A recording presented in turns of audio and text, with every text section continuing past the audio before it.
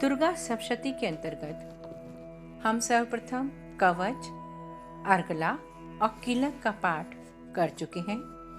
प्रथम अध्याय के बाद अब दूसरा अध्याय हम आरंभ करते हैं। देवताओं के तेज से देवी का प्रादुर्भाव और महिषासुर की सेना का वध। ऋषि कहते हैं, पूर्व काल में देवताओं और असुरों में पूरे 100 वर्षों तक घोर संग्राम हुआ था। उसमें असुरों का स्वामी महिषासुर था और देवताओं के नायक इंद्र थे। उस युद्ध में देवताओं की सेना महाबली असुरों से परास्त हो गई। संपूर्ण देवताओं को जीतकर महिषासुर इंद्र बन बैठा। तब पराजीव देवता प्रजापति ब्रह्मा जी को आगे करके उस स्थान पर गए जहाँ भगवान शंकर और विष्णु विराजमान थे। देवताओं ने महिषासुर के पराक्रम तथा अपनी पराजय का यथावत वृत्तांत उन दोनों देवेश्वरों से विस्तार पूर्वक कह सुनाया। वे बोले, भगवान, महिषासुर सूर्य, इंद्र, अग्नि, वायु, चंद्रमा, यम, वरुण और अन्य देवताओं के वेदिकार छीनकर स्वयं ही इसका अधिष्ठाता बन बैठा है। उस दुरात्मा महिष ने समस्त देवताओं को स्वर्ग से निकाल दिया है। वे मनुष्यों की भांति पृथ्वी पर विचरते हैं। दैत्यों की यह सारी करतूत हमने आप लोगों से कह सुनाई। अब हम आपकी ही शरण में आए हैं। उसके वध का कोई उपाय सोचिए। इस प्रकार देवताओं के वचन सुनकर भगवान विष्णु और शिव ने दैत्यों पर बड़ा क्रोध किया। उनकी भौहें तन गई और मुंह टेढ़ा हो गया। तब अत्यंत कोप में भरे हुए चक्रपाणी श्री विष्णु के मुख से एक महान तेज प्रकट हुआ। इस प्रकार ब्रह्मा, शंकर तथा इंद्र आदि अन्य देवताओं के शरीर से भी बड़ा भारी तेज निकला। वह सब मिलकर एक हो गया। महान तेज का वह पुंज जाज्वल्यमान पर्वत सा जान पड़ा। देवताओं ने देखा, वह उसकी ज्वालाएं संपूर्ण दिशाओं में व्याप्त हो रही हैं। संपूर्ण देवताओं के शरीर से प्रकट हुए उस तेज की कहीं तुलना नहीं थी। एकत्रित होने पर वह एक नारी के रूप में परिणत हो गया और अपने प्रकाश से तीनों लोकों में व्याप्त जान पड़ा। भगवान शंकर का जो तेज था, उससे उस देवी का मुख प्रकट हुआ। यमराज के तेज से उसके सिर में बाल निकल आए। श्री विष्णु भगवान के तेज से उसकी भुजाएं उत्पन्न हुई। चंद्रमा के तेज से दोनों स्तनों का और इंद्र के तेज से मध्य भाग का प्रादुर्भाव हुआ। वरुण के तेज से जंगा और पिंडली तथा पृथ्वी के तेज से नितंब भाग प्रकट हुआ। ब्रह्मा के तेज से दोनों चरण और सूर्य के तेज से उनकी उंगलियां हुई। वसुओं के तेज से हाथों की अंगुलियां और कुबेर के तेज से नासिका प्रकट हुई। उस देवी के दांत प्रजापति के तेज से और तीनों नेत्र अग्नि के तेज से प्रकट हुए थे। उसकी भौहें संध्या की और कान वायु के तेज से उत्पन्न हुए थे। इसी प्रकार अन्य देवताओं के तेज से भी उस कल्याणमयी देवी का आविर्भाव हुआ। तदनंतर समस्त देवताओं के तेज पुंज से प्रकट हुई देवी को देखकर महिषासुर के सताए हुए देवता बहुत प्रसन्न हुए। पिनाकधारी भगवान शंकर ने अपने शूल से एक शूल निकालकर उन्हें दिया। फिर भगवान विष्णु ने भी अपने चक्र से चक्र उत्पन्न करके भगवती को अर्पण किया। वरुण ने भी शंख भेंट किया। अग्नि ने उन्हें शक्ति दी और वायु ने धनुष तथा बाण से भरे हुए 2 तरकश प्रदान किए। सहस्त्र नेत्रों वाले देवराज इंद्र ने अपने वज्र से वज्र उत्पन्न करके दिया और ऐरावत हाथी से उतार कर एक घंटा भी प्रदान किया। यमराज ने कालदंड से दंड, वरुण ने पाश, प्रजापति ने स्फटिकाक्ष की माला और ब्रह्मा जी ने कमंडल भेंट किया। सूर्य ने देवी के समस्त रोमकूपों में अपनी किरणों का तेज भर दिया। काल ने उन्हें चमकती हुई ढाल और तलवार दी। क्षीर समुद्र ने उज्ज्वल हार तथा कभी जीर्ण न होने वाले 2 दिव्य वस्त्र भेंट किए। साथ ही उन्होंने दिव्य चूड़ामणि, 2 कुंडल, कड़े, उज्ज्वल अर्चंद और सब बाहुओं के लिए केयूर तथा दोनों चरणों के लिए नुपुर, गले की सुंदर हंसली और सब अंगुलियों में पहनने के लिए रत्नों की बनी अंगूठियां भी दी। विश्वकर्मा ने उन्हें अत्यंत निर्मल फरसा भेंट किया। साथ ही अनेक प्रकार के अस्त्र और अभेद्य कवच दिए। इनके सिवा मस्तक और वक्षस्थल पर धारण करने के लिए कभी न कुम्भलाने वाली कमलाओं की माला दी। जलधि ने उन्हें सुंदर कमल का फूल भेंट किया। हिमालय ने सवारी के लिए सिंह तथा भांति भांति के रत्न समर्पित किए। धनाध्यक्ष कुबेर ने मधु से भरा पान पात्र दिया तथा संपूर्ण नागों के राजा शेष ने, जो इस पृथ्वी को धारण करते हैं, उन्हें बहुमूल्य मणियों से विभूषित नागहार भेंट किया। इस प्रकार अन्य देवताओं ने भी आभूषण और अस्त्र शस्त्र देवी का देकर देवी का सम्मान किया। तत्पश्चात उन्होंने बारंबार अट्टहास पूर्वक उच्च स्वर से गर्जना की।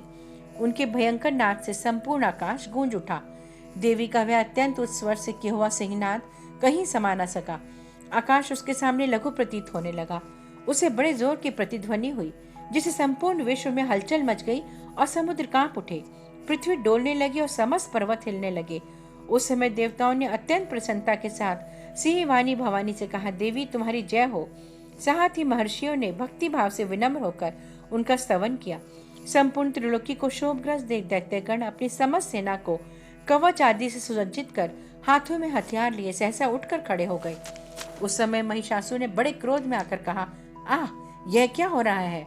फिर वह संपूर्ण असुरों से घिरकर उस सिंहनाद की ओर लक्ष्य करके दौड़ा और आगे पहुंचकर उसने देवी को देखा, जो अपनी प्रभा से तीनों लोगों को प्रकाशित कर रही थी।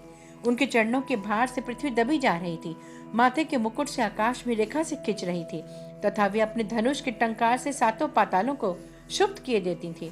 देवी अपनी हजारों भुजाओं से संपूर्ण दिशाओं को आच्छादित करके खड़ी थी। तदनंतर उनके साथ दैत्यों का युद्ध छिड़ गया। नाना प्रकार के शस्त्रों के प्रहार से संपूर्ण दिशाएं उद्भासित होने लगी। चिक्षु नामक महान असुर महिषासुर का सेनानायक था। वह देवी के साथ युद्ध करने लगा। अन्य दैत्यों की चतुर्णी सेना साथ लेकर चामर भी लड़ने लगा। 60,000 रथियों के साथ आकर उदग्र नामक महादैत्य ने लोहा मान लिया। 1 करोड़ रथियों को साथ लेकर महामनु नामक दैत्य युद्ध करने लगा, जिसके रोएं तलवार के समान तीखे थे। वह असिलोमा नाम का महादैत्य 5 करोड़ रथी सैनिकों सहित युद्ध में आ डटा। 60 लाख रथियों से घिरा हुआ वाशकल नामक दैत्य भी उस युद्ध भूमि में लड़ने लगा। परिवारित नामक राक्षस हाथी सवार और घुड़सवारों के अनेक दलों तथा 1 करोड़ रथियों की सेना लेकर युद्ध करने लगा। बिडाल नामक दैत्य 5 अरब रथियों से घिरकर लोहा लेने लगा।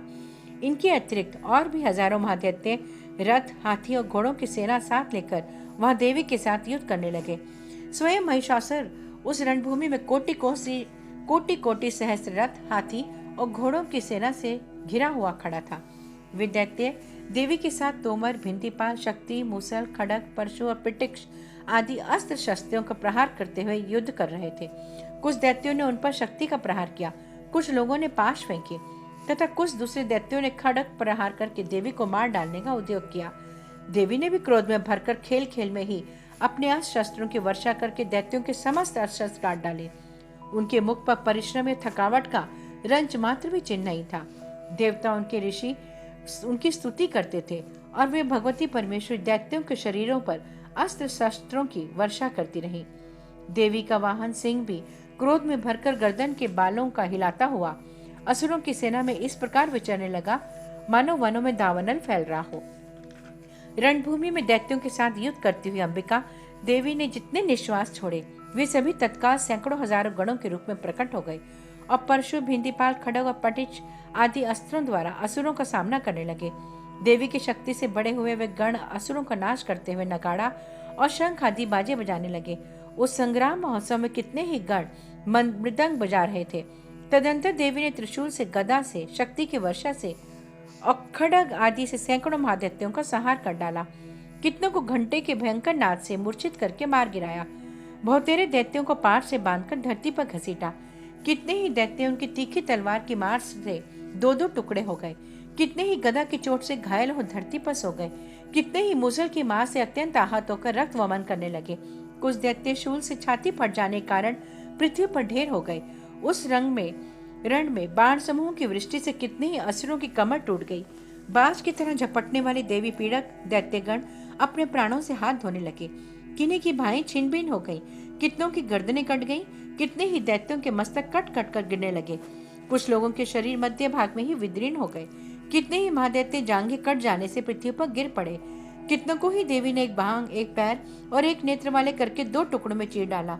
कितने ही दैत्य मस्तक कट जाने पर भी गिरकर फिर उठ जाते और केवल धड़ के ही रूप में अच्छे अच्छे हथियार हाथ में ले देवी के साथ युद्ध करने लगते थे। दूसरे कबंध युद्ध के बाजों की लौ पर नाचते थे। कितने ही बिना सिर के धड़ हाथों में खड़ग, शक्ति और रिष्टि लिए दौड़ते थे तथा दूसरे महादैत्य ठहरो ठहरो कहते हुए देवी को युद्ध के लिए ललकारते थे। जहाँ वह घोर संग्राम हुआ था, वहाँ की धरती देवी के गिराए हुए रथ, हाथी, घोड़े और असुरों की लाशों से ऐसी पट गई थी कि वहाँ चलना फिरना असंभव हो गया था।